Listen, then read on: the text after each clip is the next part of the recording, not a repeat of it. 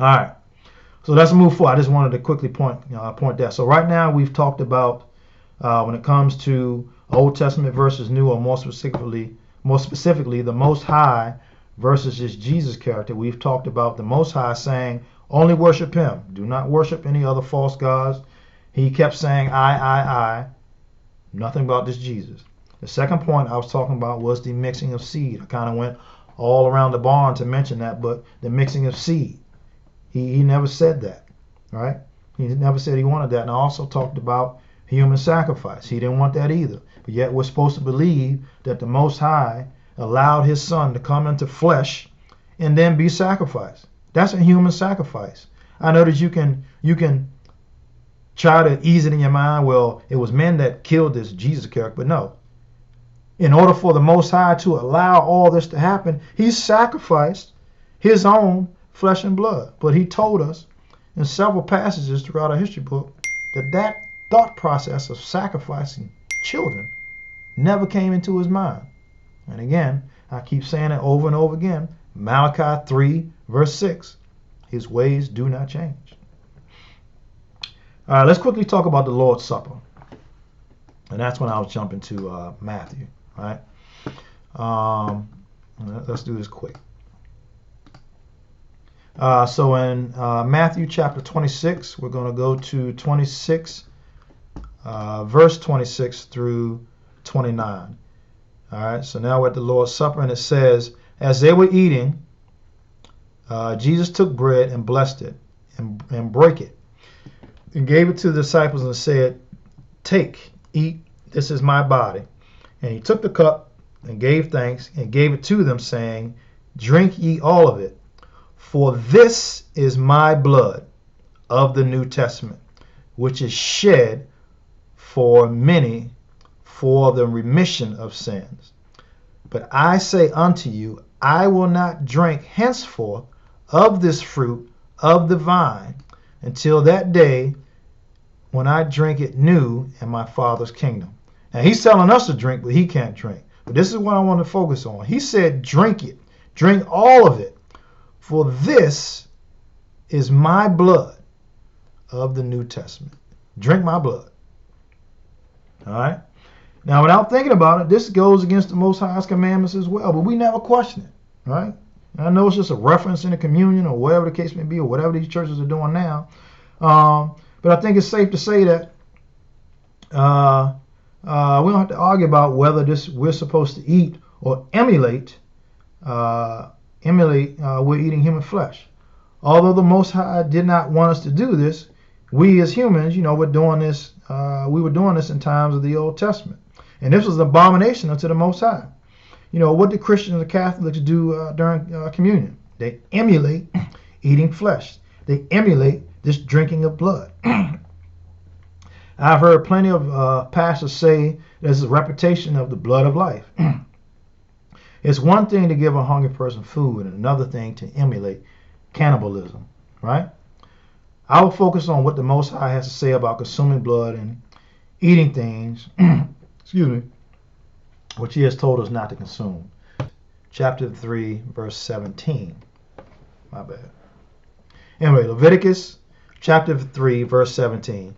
So it says, it shall be a perpetual statute for your generations throughout all your dwellings, that ye eat neither fat nor blood. So it says we're not supposed to eat fat nor blood.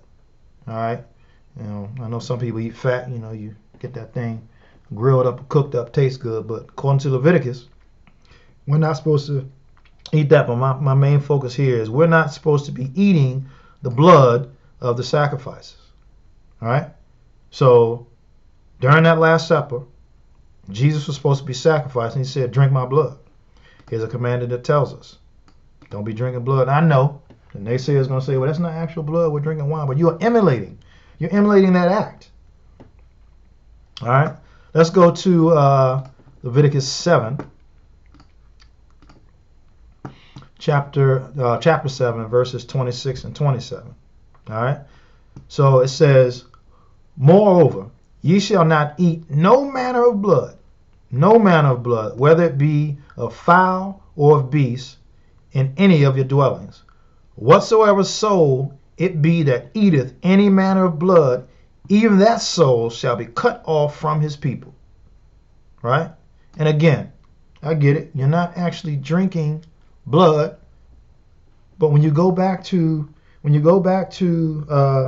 Matthew chapter 26, and he says in verse 28, he said, well, I go to the ending of 27. It says, drink ye of it, for this is my blood of the New Testament. He's telling you to drink the blood. But yet, in the Old Testament, it's basically telling you, anybody that eateth any manner of blood, even that soul shall be cut off from his people. So let me ask you, this Christianity thing, are we being led astray by doing this communion? Right? All right. Let's look at another passage. I'm trying to shorten this thing, as I've been talking for a while. I'm going to skip one. So let's go to Leviticus chapter 17, and we'll look at verses 10 through 16. All right? 10 through the end. So it says, and whatsoever man there be of the house of Israel, or of the strangers that sojourn among you, that eateth any manner of blood, again, that eateth any manner of blood, I will even set thy face against thy soul that eateth blood, and will cut him off from amongst his people. For the life of the flesh is in the blood. And this is the reason why this is the reason he's giving, where I'm supposed to be eating the blood. For the life of the flesh is in the blood, and I have given it to you upon the altar to make an atonement for your souls. For it is the blood that maketh an atonement for the soul. Therefore I said unto the children of Israel, no soul of you shall eat blood, neither shall any stranger that sojourneth among you eat blood.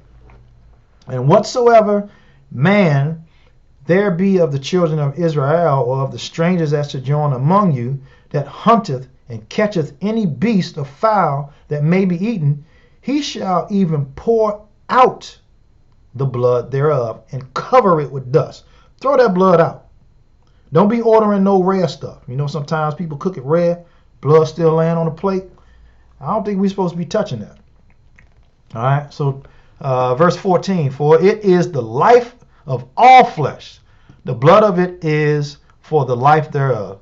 Therefore I said unto the children of Israel, ye shall eat the blood of no manner of flesh, for the life of all flesh is the blood thereof. Whosoever eateth it shall be cut off.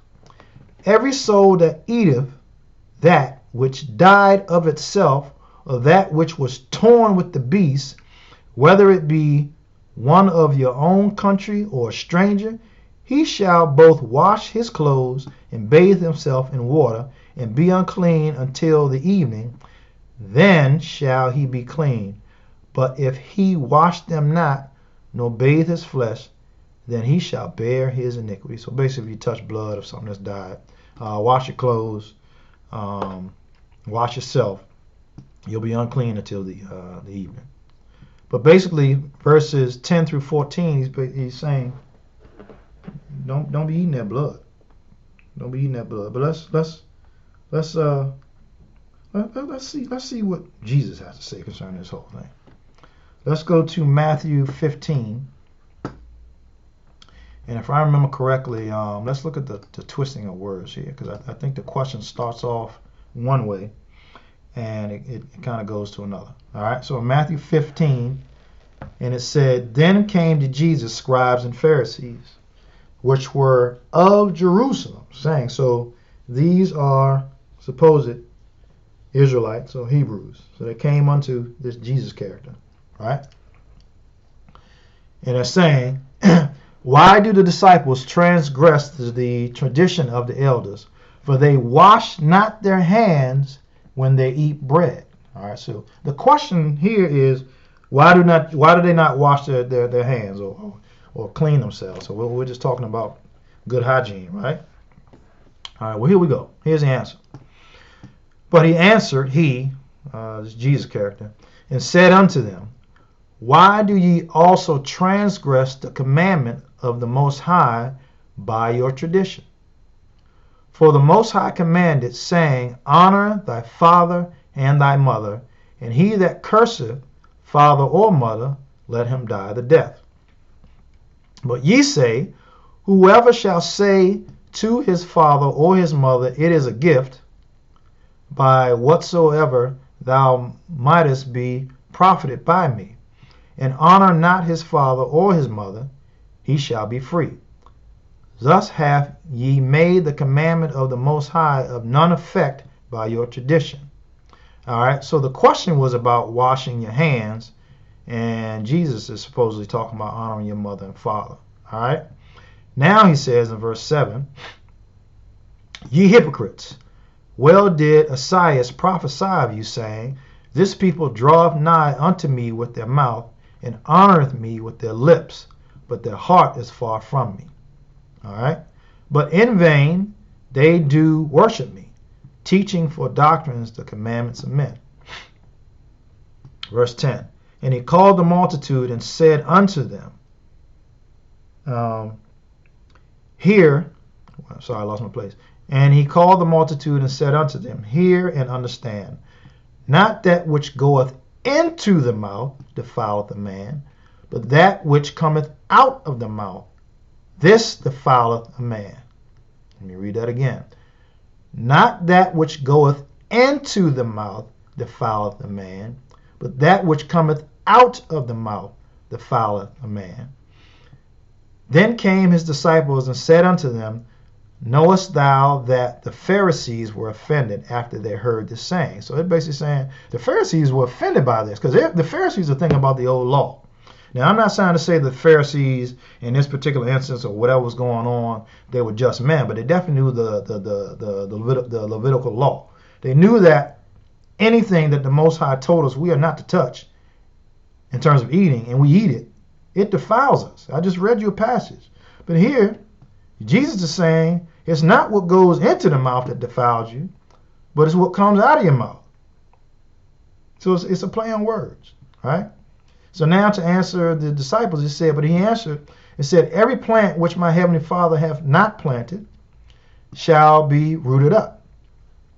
Let alone, reading the 20, let alone they be blind leaders of the blind. If the blind lead the blind, both shall fall into the ditch.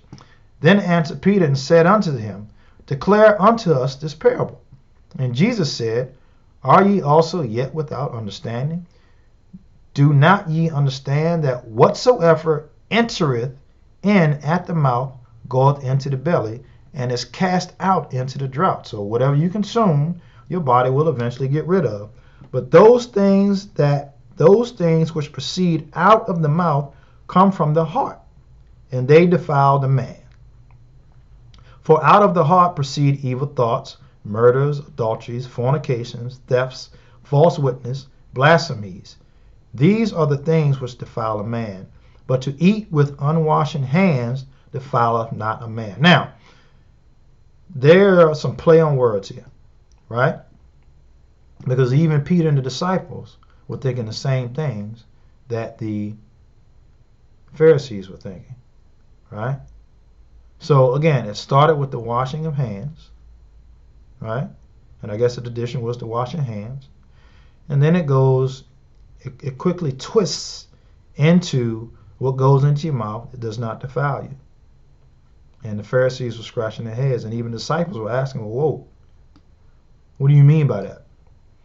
And Jesus asked them, he's saying, are you yet without understanding? Like, basically, do I have to repeat myself again? He says, do you not understand that whatsoever entereth in at the mouth goeth into the belly and is cast out in the drought? So he's basically saying that pork that we are told not to eat, that shrimp that we're told not to eat, that hair that we're told not to eat.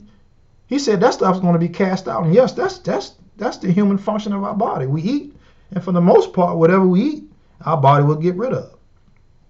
But the Most High told us not to eat those things. But yet Jesus is saying those things which proceed out of the mouth come from the heart, and they defile the man. Now there is some truth in that, but what he is saying here is, forget what the Most High is basically telling you, my Father. That's not what defiles you. It's what's in your heart that defiles you. But what I'm here to say is both those things that can defile you. But Jesus is dismissing the Levitical law. And that's what the disciples were questioning him about. And that's what the Pharisees were questioning him about. So again, Malachi 3:6, the Most High does not change.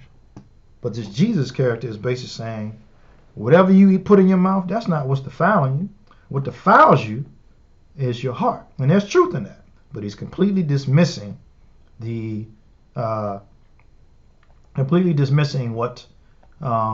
Most High said concerning what we are to eat, concerning the blood, and all that stuff, right? So when we emulate the drinking of blood, these passages tell us what the Most High thinks about consuming blood. You know, we've been tricked into thinking that this is the remission of sins. Well, again, I'm emphatically stating, one, I don't believe in his Jesus character, but if we are to believe, there's proof. If we are to believe that these Gospels are true, who I've already shown you that there is a angel coming unto a human woman, and that within itself could be a mixed seed, which, you know, it was not the Most High's intentions. All right. So let's quickly wrap this up. Let's look at Ezekiel 18, and I'm trying to remember why I wrote this down. But if I read it, maybe it'll come back to me as to why I wrote this down. Ezekiel 18.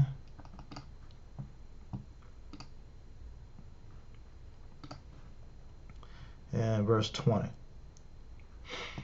All right, and it says, "The soul that sinneth shall die." Oh, okay, I remember why. But all right, here's another thing. So it says, "The soul that sinneth, it shall die. The son shall not bear the iniquity of the father, neither shall the father bear the iniquity of the son. The righteousness of the righteous shall be upon him, and the wickedness of the wicked shall be upon him." Okay, so the reason why I wrote this down was because we are told that this Jesus fellow is supposed to be the sacrifice on this cross, even though the Most High said that he never, human sacrifices never even come into his mind. But this sacrifice is supposed to be the healing of all of our sins. But in Ezekiel chapter 20, he says, "The son shall not bear the iniquity of the father." So anytime somebody says, well, hey, why are you in this particular incident? And the pastor says, well, because of the sins of your father. Well, you already know that he don't know the word, right? It says, "The son shall not bear the iniquity of the father, neither shall the father bear the iniquity of the son." You are responsible for your own sins, and that's what it says right here. "The righteousness of the righteous shall be upon him, and the wickedness of the wickedness shall be upon him." All right? So I think I've given enough passages of proof to make you think about this Jesus character. And the reason I have context here with the scriptures, basically saying all these things that we have been taught: human sacrifice, communion, eating of the blood and of the flesh, what have you, a spiritual being coming unto a betrothed or espoused woman, which is adultery or fornication, to have his seed be a sacrifice for us. And then again, like I just wrapped up here, somebody else is bearing the brunt of our sin, right?